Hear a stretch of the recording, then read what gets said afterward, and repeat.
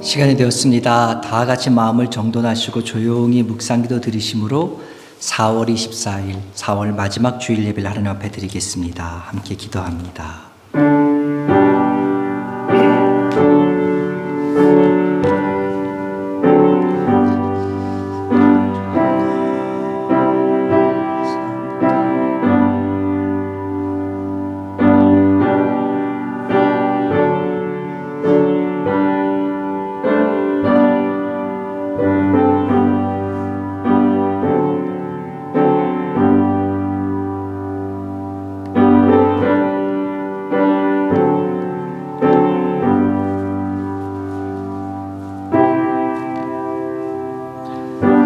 여호와여, 내가 주께 피하오니 주의 의로 나를 건지시며 나를 풀어주시며 주의 길을 내게 기울이사 나를 구원하소서.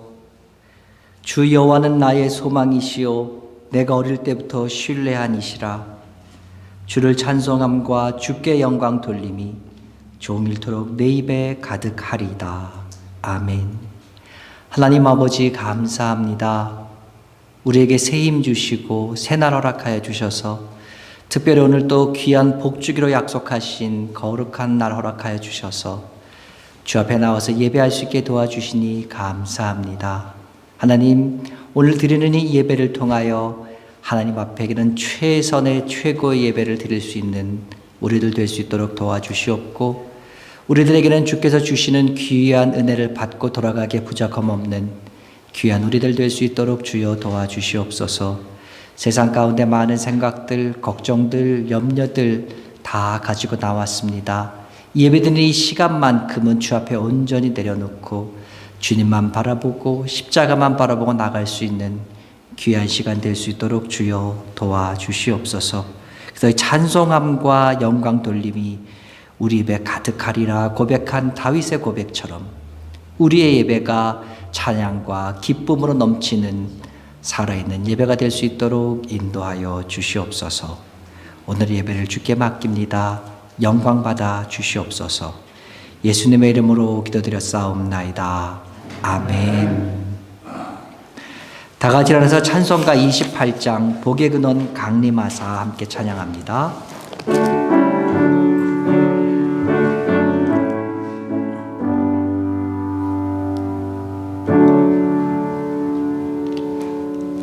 할렐루야. 지난 주간 평안하셨습니까? 예, 반갑습니다. 반가운 얼굴 뵈니까 감사합니다. 여러 가지 이유로 예배 못 드리신 분들이 있습니다. 출타하신 분들도 있고 건강 때문에 또 못 드리신 분들이 있습니다. 위에서 우리 중보해 주시고 함께 기도해 주시길 부탁드리겠습이 요즘 코비드가 거의 무슨 감기나 플루 수준으로 돼가지고 주변에 많이 코비드에 걸렸다는 분들도 있고 또 금방 회복했다는 분들도 들리는데, 우리 다 같이 그런 가운데 더욱더 건강함으로 주께서 지켜주시기를 간절히 소원합니다. 우리 출타하고 계신 분들, 한국 방문하신 분들 위해서 함께 기도해 주시길 부탁드리고요. 또 아울러서 한 가지는 우리 민소영 집사님이 지난 목요일날 우리 갑상선 수술을 하셨습니다. 그래서 의사 선생님이 예상했던 그 범위 내에서 모든 것이 잘 이루어져서 이미 퇴원하셔서 집에 계신데 지금 회복하는 가운데 있습니다. 그래서 이번 주는 회복 중이라서 못 나오시고 다음 주에 또 함께 나오시겠다고 하셨으니까 여러분들 기억나시는 대로 모든 것, 이제 지금까지 의사 선생님의 손을 통해서 역사하셨다면 이제 회복시키시고 낫게 하시고 아물게 하시는 것은 주님인 줄 믿으시면서 주님의 도우심의 손길을 구하는 기도를 해주시길 간절히 부탁드립니다. 우리 52주 성경 암송 챌린지 계속되고 있습니다. 지금까지 우리 스텔라 김 집사님이 항상 이렇게 포스트잇으로 붙여주셨는데 제가 우리 사순절 기간 동안 계속 안 하다 보니까 그걸 미리 보내드리는 걸 잊었어요. 그래서 오늘 포스트잇이 없습니다. 죄송합니다.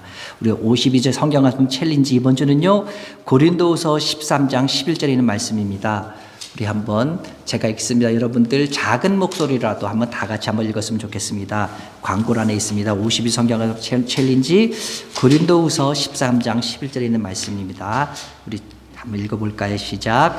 형제들아 기뻐하라. 온전하게 되며 위로를 받으며 마음을 같이하며 평안할지어다.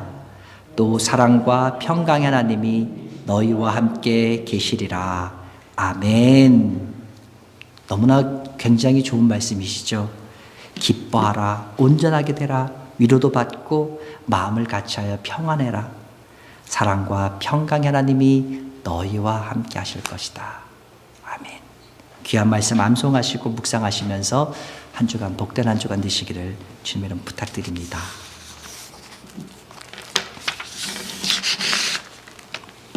오늘 주신 하나님 말씀은요, 신약성경 요한복음 21장 1절에서 14절에 있는 말씀입니다. 제가 갖고 있는 성경책으로는요, 신약성경 184면에 있습니다.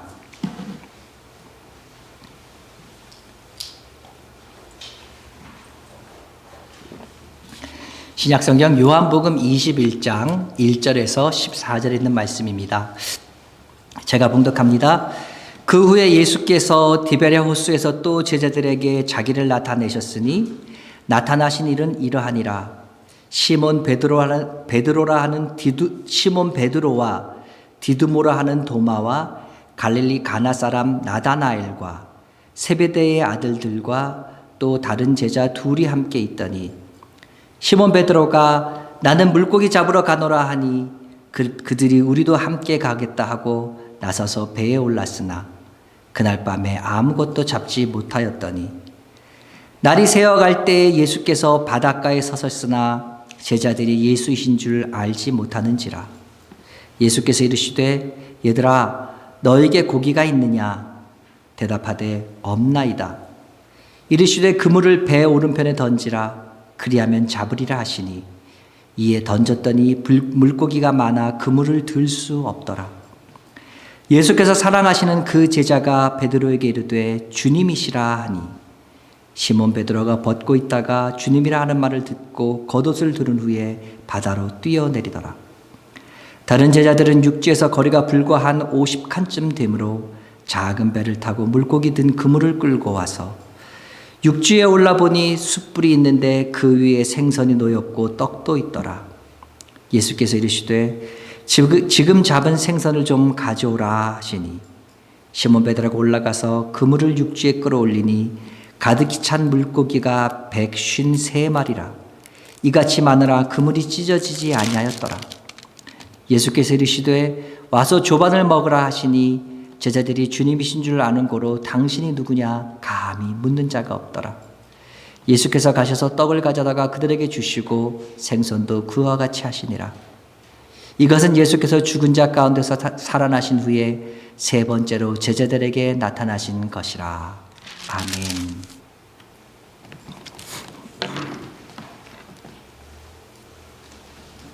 성경학자들은 요한복음이 20장으로 이미 완성된 복음서이고 오늘 우리가 읽은 21장은 요한복음의 부록이거나 또는 진보적인 성경학자들은 이것은 요한이 쓴 것이 아니라 후대 편집자에 의해서 덧붙여진 삽입이라 이렇게 말을 합니다. 그러면서 그들은 얘기합니다. 그 증거를 가지고 20장 28절에 도마의 고백, 나의 주님이시오 나의 하나님이시니이다. 도마에게 오셔서 내 옆구리에 손을 넣어보고 창에 맞은 내 손을 만져보라 하셨을 때에 도마가 얘기하죠. 나의 주님이시오 나의 하나님이다. 그가 한 이 고백은요, 사람이 인간으로서 예수님께 할 수 있는 최고의 고백이다. 베드로의 고백, 주님 그리스도시여 살아계신 하나님의 아들이십니다 라는 고백과 더불어 사람이 예수님께 할 수 있는 최고의 고백이다 이렇게 말합니다. 그러면서 이어지는 31절에 보면은요, 20장 31절에 보면은 오직 이것을 기록함은 너희로 예수께서 하나님의 아들 그리스도이심을 믿게 하려 함이요 또 너희로 믿고 그 이름을 힘입어 생명을 얻게 하려 함이니라.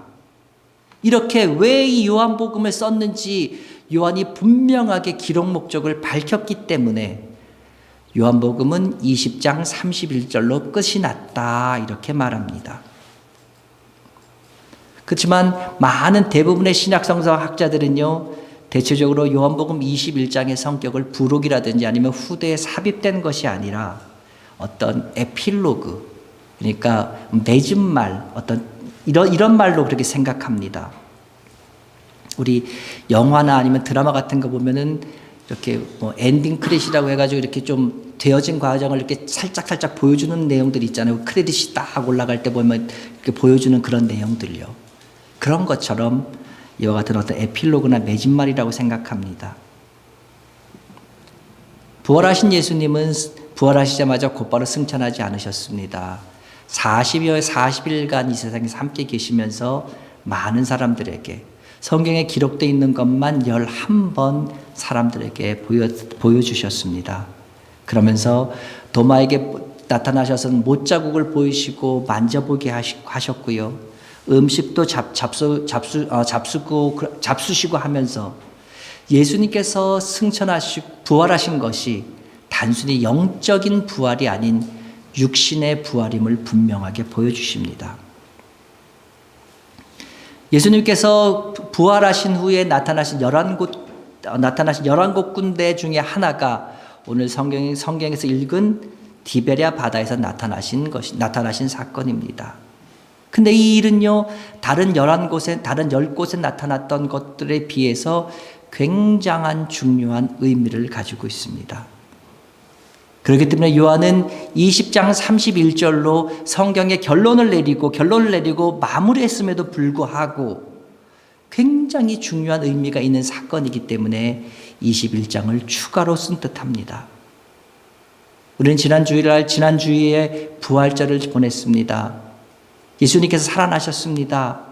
부활절을 보내고 예수님께서 지금 40일 동안 세상에 계신 것처럼 우리들도 부활하신 이후 첫 번째 주일을 보내는 지금 과연 무슨 일이 이 디베랴 바다에서 일어났기에 요한이 더 글을 썼을까? 무슨 일이 있었기 때문에. 그래서 저는 오늘 여러분과 함께 이 디베랴 바닷가로 한번 가보려고 합니다. 이 디베랴 바닷가는 어떤 곳입니까? 성경에는 여러 가지 다른 지명으로 나옵니다. 같은 지명인데 여러 가지 다른 이름으로 나옵니다.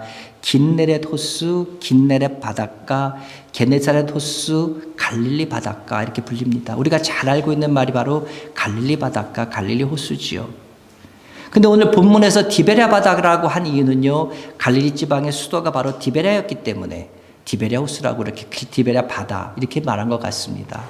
이 호수가 굉장히 크다 그래요. 그리고 바람이 많이 불어서 파도도 치고 그래서 마치 바다와 같기 때문에 디베랴 바다, 갈릴리 호수, 갈릴리 바다 이렇게 다 불립니다. 주님이 부활하신 후 며칠이 지났습니다. 근데 어느 날 뜬금없이 베드로가 갑자기 이런 말을 합니다. 나는 물고기 잡으러 가야겠다. 툭 던지듯이 한 말인데 다른 제자들에게 너도 가자, 같이 가자 이렇게 다른 사람들을 어떻게 설득한 것도 아닌데 같이 있었던 6 제자가 베드로와 같이 우르르 따라 나섭니다. 이들이 예수님의 부활 후에 예루살렘에서 그들의 고향인 갈릴리로 내려간 이유에 대해서는 성경은 명확하게 기록하고 있지 않습니다. 만일 이들이 예수님께서 돌아가시기 직전에 내가 미리 갈릴리에 먼저 가 있겠다 하셨던 이 말씀을 기록해서 만약에 간 것이라면 오늘 본문에서 베드로가 내가 물고기 잡으러 가겠다 이렇게 말하지는 않았겠지요. 그는 아마 주님의 명령도 내가 갈릴리에 먼저 가서 주님을 기다려야겠다 이렇게 말했겠지요. 뿐만 아니라 예수님께서 해변가에 서셨을 때 그들이 예수님을 즉시 바라보면서 즉시 알아보지 못한 것을 또 역시 그들의 마음속에 예수님께서 갈릴리에 가 있으라 먼저 가 있겠다 하는 이것을 마음에 염두에 두고 있지 않은 것은 분명합니다. 어떤 분들은 얘기하죠. 4절에 보면은요, 그때가 날이 새어갈 때라고 되었기 때문에 아마 날이 어두워서 그들이 예수님을 잘 보지 못한 것 아니냐 이렇게 말씀하시는 분도 있습니다. 그런데 날이 새어갈 때에 해당하는 단어인 헬라어 프로이아스라는 단어는요, 물론 어둑어둑하긴 합니다. 이른 아침이긴 합니다. 그러나 사람을 알아보지 못할 정도의 어두운 상태를 말하는 것은 아니라고 말하기 때문에 그들이 해변가에 서 있는 예수님이 어두워서 못 알아봤다. 이것도 말이 되지 않습니다. 그렇다면 예수님의 명령을 기억해서 갈릴리에 내려간 것이 아니라면 그들은 왜 갈릴리에 갔을까? 분명히 다른 무엇인가가 있겠지요. 오늘 성경에 나오는 제자들이 어떤 제자들입니까? 2절에 보니까 시몬 베드로와 디두모라 하는 도마와 갈릴리 가나 사람 나다나엘과 세베대의 아들들과 또 다른 제자 둘이 함께 있더니 이들 모두는요 예수님의 핵심적인 제자들 중에 하나였습니다. 그리고 이들은 예수님께서 부활하셨다는 사실을 누구보다도 믿는 사람들이고 누구보다 잘 아는 사람들, 경험해서 아는 사람들입니다. 빈 무덤을 직접 확인한 사람도 있고요. 주님의 찾아오신 주님의 옆구리와 손을 만져본 사람도 있었고요. 함께 식사도 한 사람들도 있었습니다. 문제는 뭡니까? 주님이 분명하게 살아나신 것, 그것은 그들이 믿습니다. 주님께서 살아나신 것은 분명한 사실이에요. 그런데 그들은 지금 눈에 주님이 안 보이고 전에는 주님과 항상 함께 했었는데 이제는 주님이 그들과 함께하지 않으시니까 무엇인가 허전한 거예요. 무엇인가 힘이 빠지는 거예요. 왠지 불안해요. 그러니까 어쩔 줄 모르겠어요. 부활하신 것을 들었고 만졌고 부활 사실을 확인했고 분명히 믿지만 그들은 왜 주님께서 부활하셨는가? 그것에 대해서 이해를 할 수가 없었던 거죠. 주님이 다시 살아나셨다 할지라도 우리나라의 왕이 되시는 것은 아니잖아. 주님께서 지금 보면 우리와 같이 예전처럼 동행하고 하시지는 않을 것 같고, 그렇다면 주님께서 살아나셨다 한들 그게 나와 무슨 상관이 있나? 나와 아무런 관계가 없지 않아? 아마 이 말이 그들의 마음을 대변하는 말이었을 겁니다. 그들 마음속엔 한편으로는 주님이 또 언제 어디로 어떻게 사라지실지 잠적하실지 모른다는 불안한 마음도 있었을 겁니다. 그런 가운데 시간이 지나고 하루 이틀 시간이 자꾸 지나면서 그들 마음속에 이렇게 머뭇거리고 있다가는 앞으로 우리가 먹고 살기조차 힘들겠다 하는 생각이 들었겠지요. 그렇다면 이런저런 고민할 필요 없이 그저 옛날의 자리에 돌아가서, 예전의 자리에 돌아가서 옛날에 하던 그대로 이제 물고기나 다시 잡고 그 물고기 팔아서 먹고 살아야겠다, 그런 생각이 들어서 베드로가 나는 물고기 잡으러 갈래 이러자 그들이 이심전심으로 우르르르 따라서 베드로와 함께 7명의 제자가 나갑니다. 갈릴리에 내려간 제자가 7명이라고 1절에서 밝히고 있고요. 그들의 이름을 보았을 때 그들은 핵심적인 제자들이었음에 분명합니다. 그렇게 갈릴리로 내려간 그들은 뭐합니까? 익숙한 일, 그들이 항상 해왔던 일을 합니다. 익숙한 솜씨로 배를 손질하고 그물을 손질해서 바다로 나갑니다. 고기잡이에서부터 손 뗀 지 3년밖에 지나지 않았으니까 아마 좀 익숙하지 않은 부분도 있고 손이 좀 서른 그런 부분도 있겠지만 그래도 일의 맥은 알고 있으니까 그들은 서로 이쪽에서 각자의 위치에서 어떤 사람은 배를 몰기도 하고 어떤 사람은 그물을 다듬고 그물을 내리기도 하면서 고기를 잡기를 시작합니다. 그들은 생각했겠지요. 야, 3년 동안 안 해봤는데 그래도 그 실력은 그대로 있구나. 물고기 잡는 실력은 그대로야. 그들이 그물을 내린 이 갈릴리 바다, 이곳은 어떤 곳입니까? 어디가 고기가 많고 어느 시간대 어디로 가면 물고기가 많다는 것을 누구보다 손금 보듯이 잘 알고 있는 그들이기 때문에 그들은 밤새 이리도 가보고 저리도 가고 이쪽에 그물 내리기도 하고 저쪽에 그물을 내리기도 하면서 열심히 고기를 잡습니다. 근데 이상한 일이 생깁니다. 그들의 지혜와 그들이 가지고 있는 모든 기술과 모든 것을 다 동원했는데 밤새도록 그물 내는데 고기가 한 마리도 잡히지 않습니다. 이제 저 멀리 희뿌연하게 동이 트기 시작합니다. 이제 돌아갈 시간입니다. 피곤한 몸에 지친 몸에 실망만 가득 차서 돌아오고 있습니다. 그런데 저 앞에 이제 해변에 보이고 있는데 저쪽에 어떤 분이 서 계십니다. 그리고 그분이 그들 향해 말을 걸어옵니다. 5절입니다. 예수께서 이르시되 얘들아 너에게 고기가 있느냐? 대답하되 없나이다. 여기서 제자들을 예수님께서 부르실 때 사용한 말이 있습니다. 얘들아 라는 말이지요. 이 말은요 원어 성경 보면 파이디온이란 말입니다. 어린아이, 어린 소녀, 어린 소녀들을 부를 때 쓰는 말입니다. 그렇기 때문에 어른들을 향해서 얘들아 이렇게 파이디온 이렇게 부른 말은요, 성경 전체에서 오늘 본문이 유일한 곳입니다. 그리고 이어지는 질문은 뭡니까? 너에게 고기가 있느냐? 이 질문은요, 부정의문문으로 쓰였습니다. 부정의문문. 그러니까 오늘 본문을 정확하게 표현하면 이런 말이지요. 얘들아, 너희들 고기 못 잡았지? 그치? 이런 말이죠. 얘들아, 너희 고기 못 잡았지? 어떤 느낌이 드십니까? 마치 어른들이요, 아이들이 노는 모습을 보면서 참 귀여워하는 눈으로, 사랑스러운 눈으로 지켜보는 것처럼 이미 그들이 고기를 하나도 못 잡았을 것을 잘 아는 주님이 미소 띈 얼굴로 제자들에게 묻고 계신 그 모습이 여러분 상상되지 않으십니까? 미소 띈 얼굴로, 얘들아 너희 고기 하나도 못 잡았지?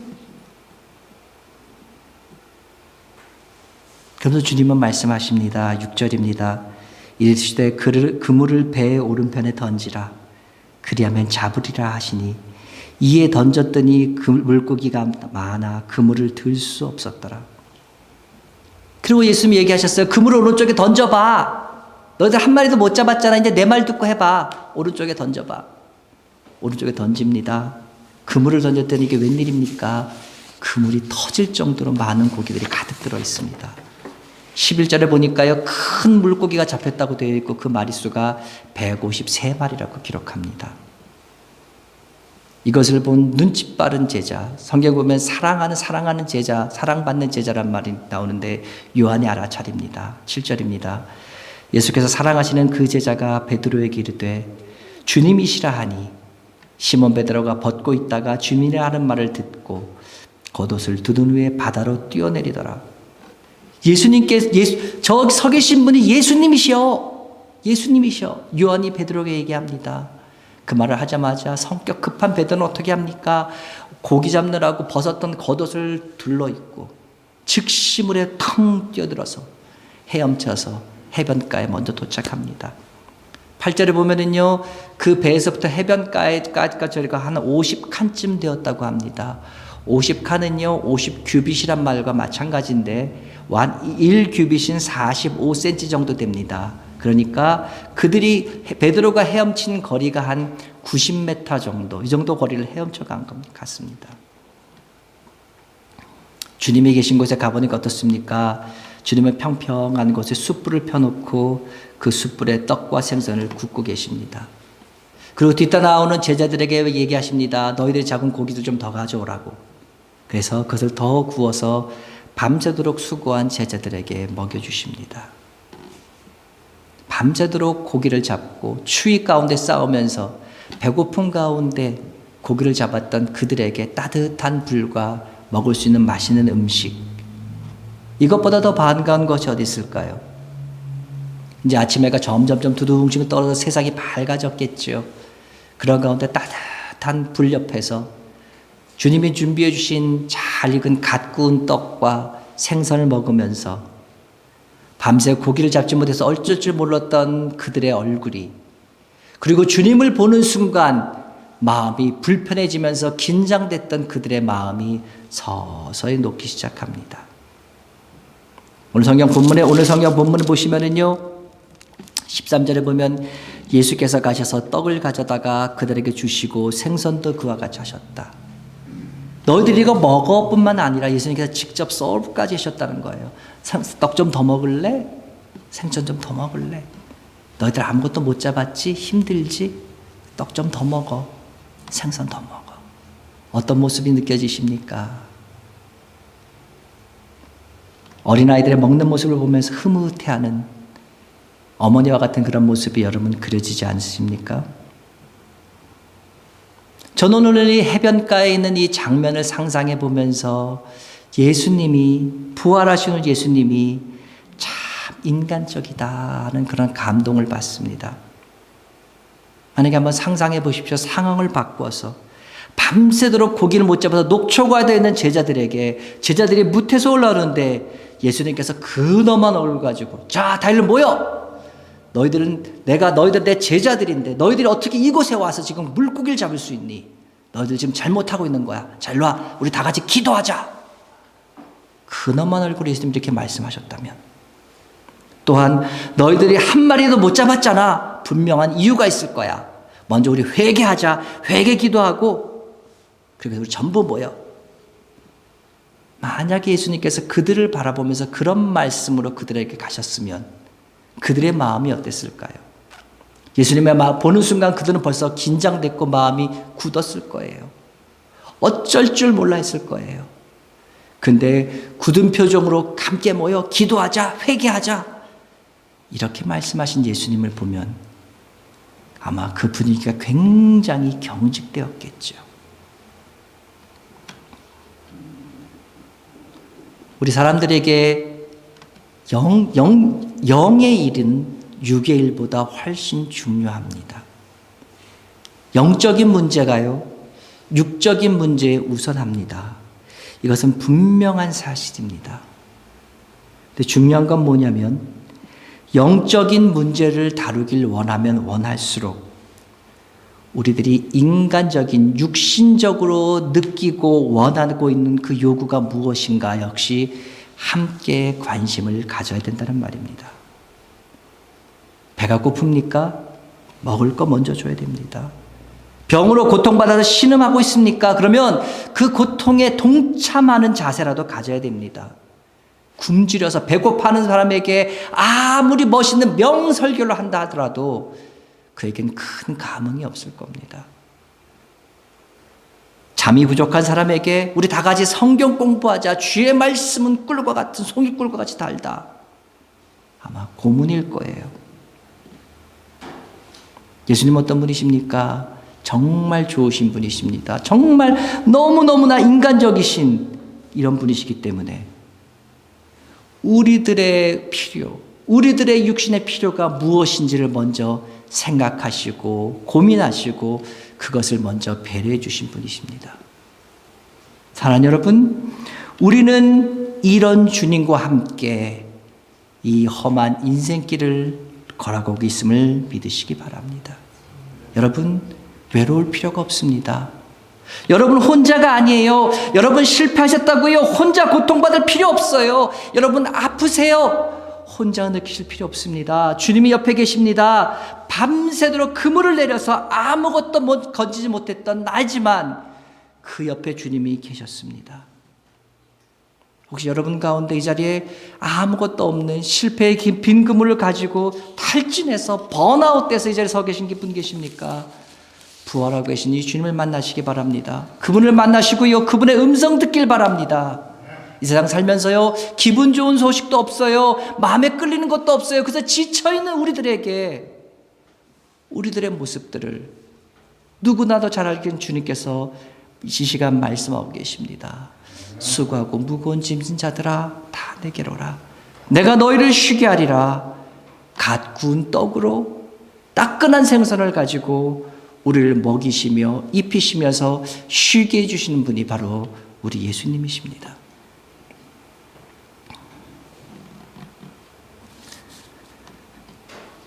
제자들은 예수님이 자신들을 위해서 준비하신 그 아침을 먹으면서 그들은 아무것도 묻지 않습니다. 12절입니다.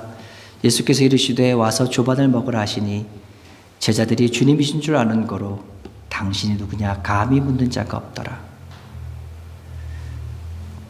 밤이 맞도록 수고하였지만 물고기 한 마리 잡지 못했던 그들에게 그물이 찢어질 정도로 많은 고기가 잡히도록 도와주신 분이 주님이라는 것을 그들은 알았기 때문에 그들은 더 이상 당신은 누구십니까? 물어볼 수 없었습니다.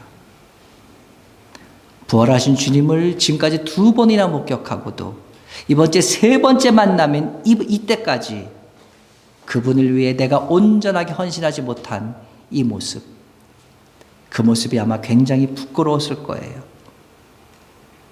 그러면서 확신 없이 내가 피하기 위해서 이 갈릴리로 내려간 이 제자들.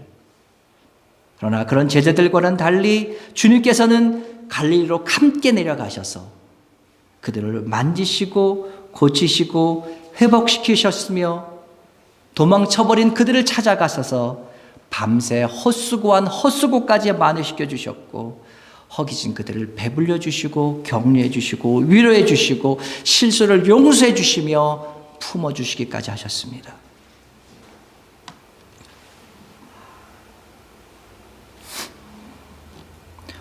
왜 많은 사람들이 부활하신 예수님을 믿지 않습니까? 왜 많은 사람들이 우리를 위해 이 땅에 오신 예수님을 몰라봅니까? 심지어 우리들도 예수님을 따른다고 하지만 제자들처럼 예수님을 몰라볼 때가 많이 있습니다. 왜 그렇습니까? 우선은요, 당장 내 눈앞에 처해 있는 현실이 나를 조여오기 때문에 그러합니다. 인생의 필요를 채우기 너무나 바빠요. 당장 해결해야 될 재정적인 문제들, 진로의 문제들, 건강의 문제들, 인생에 산적해 있는 많은 문제들이 나를 짓누르고 그 문제들이 나에게 너무나 큰 태산처럼 커 보이기 때문에 예수님의 부활 현실적으로 다가오지 않습니다. 예수님의 부활 멀리 있는 얘기일 뿐 나와는 관계없는 것 같이 보입니다. 그러다 보니까 주님의 부활을 믿을 시간도 여유도 관심도 아무것도 없기 때문에 주님의 부활을 믿지 않습니다. 왜 또 어떤 분이 있습니까? 이런 분들도 있어요. 이 세상을 내 힘만으로도 살아갈 수 있는 자신감이 굉장히 큰 분들이 있어요. 그래서 부활하신 예수님이 필요 없다고 말합니다. 제자들은 어떻게 합니까? 부활하신 예수님이 며칠 동안 그들과 함께 계시지 않자 며칠 만에 그들은 그들의 잔뼈가 굵었던 갈릴리로 내려가서 과거의 경험을 되새기면서 밤새도록 자신 있게 그물을 던졌습니다. 그들은 생각했겠지요. 그물만 던지면 고기가 올라올 거야. 이 갈릴리 바다 내가 누구보다 잘 알아. 던지면 올라올 거야.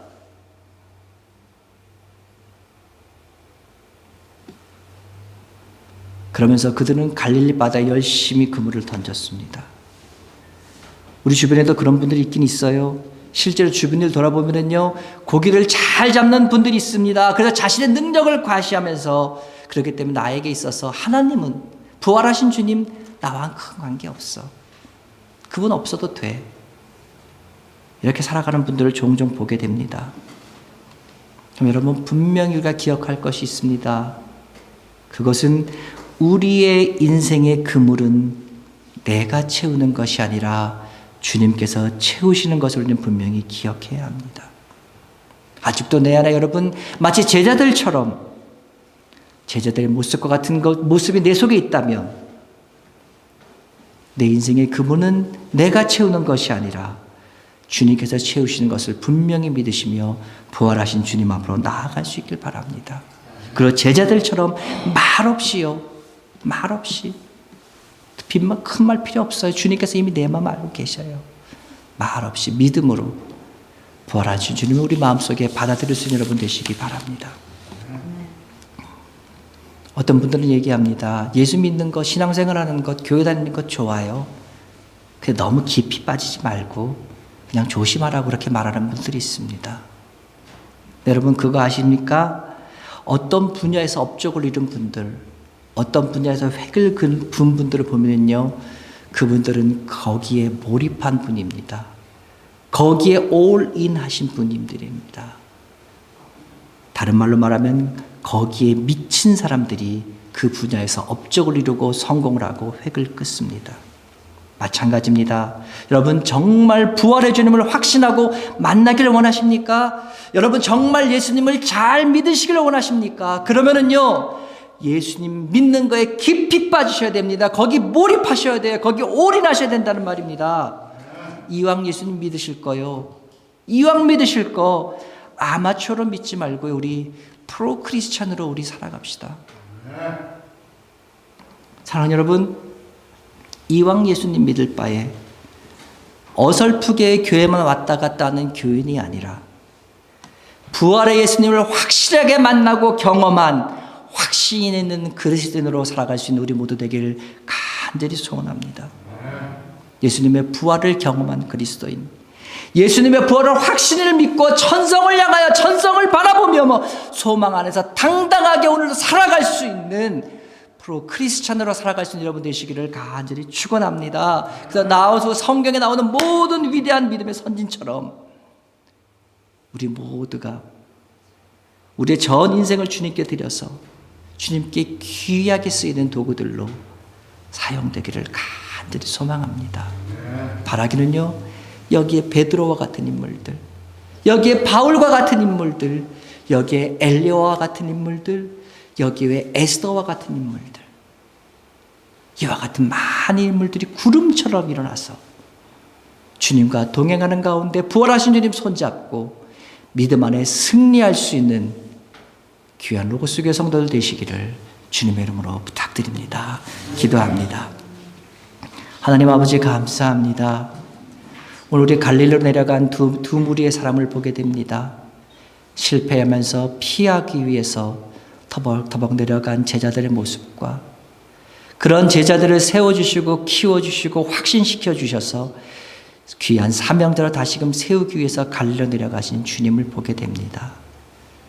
하나님, 우리들의 모습이 아무런 비전 없이 아무런 희망 없이 갈릴리로 내려간 제자들의 모습도 아닙니까? 하나님, 기쁨도 없고 즐거움도 없고 바랄 것도 없이 그저 살아가고 있는 우리들의 인생들 아닙니까? 주여, 바라고 원하옵기는 이 시간 어머님과 같이 따뜻한 음식으로 우리들을 맞아주시는 귀한 예수님을 만날 수 있도록 주님 도와주시옵소서. 그 주님 만나서 우리의 마음이 위로함 받을 수 있도록 도와주시며, 하나님 아버지, 그 예수님과 동행하면서 살아계신 예수님과 함께하면서 부활의 증인으로 기쁜 복된 삶들을 이뤄갈 수 있는 우리 될 수 있도록 주여 도와주시옵소서.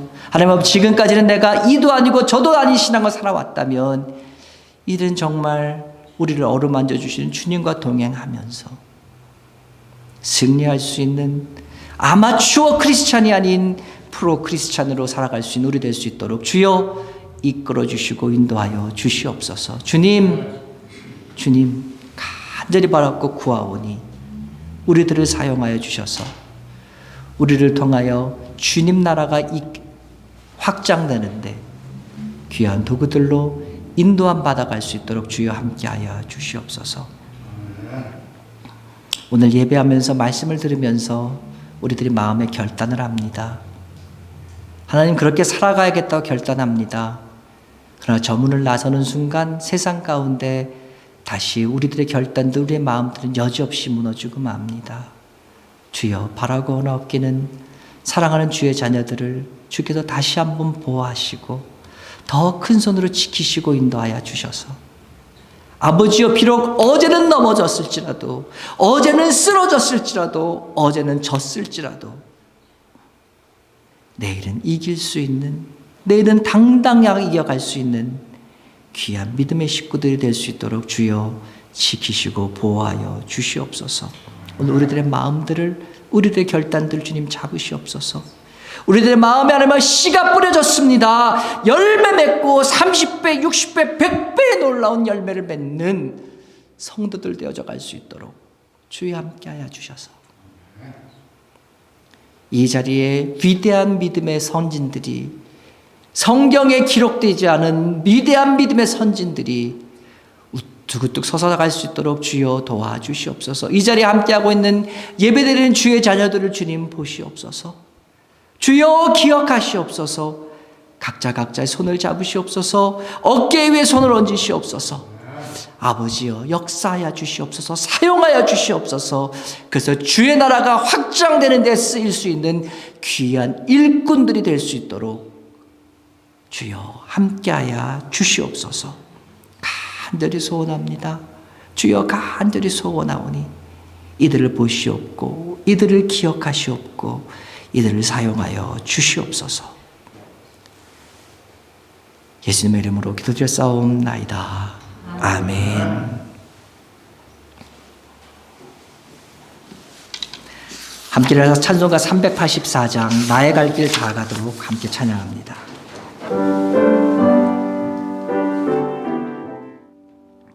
다시 한번 기도합니다.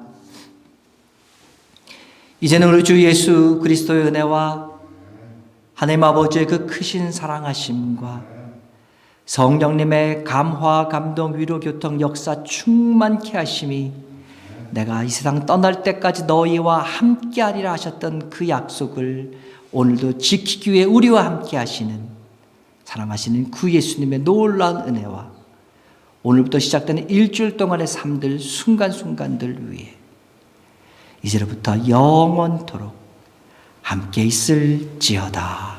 아멘.